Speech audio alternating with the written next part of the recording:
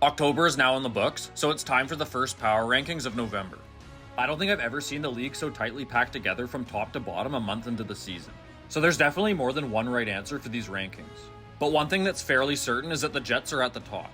First in goals per game and second in goals against per game, along with the current points leader Mark Scheifele, they're looking like they could repeat as the President's Trophy winners. The Canadiens stay red hot, and although the Avalanche have only won 7 out of 13 games, 5 of their losses have come in extra time. So they still only have one regulation loss, and that was also by 1 goal. The Avs are also dominating the advanced stats and have by far the best shot differential per game. The Ducks have been fantastic recently, and they beat 3 tough opponents in a row, including the Devils, who dropped a lot this week. The bottom 5 is similar to last week, although the Rangers escaped, and now Nashville is amongst the bottom. It really is interesting to see just how bad the West is right now compared to the East. The Sharks have actually been playing much better ever since their first win of the season.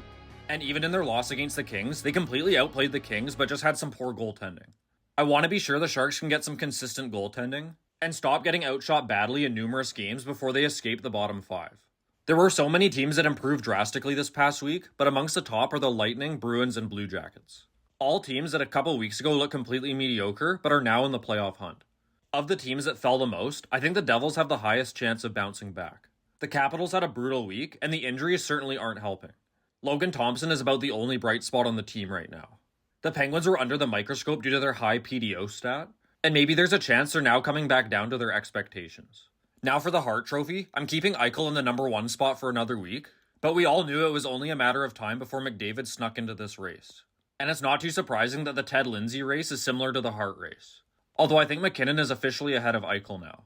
Makar is still way ahead in first for the Norris race, but I think second and onward is the tightest it's been so far, where you could justifiably swap any player around or even swap them out for other players not listed here, as I think Matthew Schaefer and Jake Sanderson could also be argued onto the top 5. Not a lot of change for the Vezina race, as Thompson still leads and Dobish continues to impress everyone.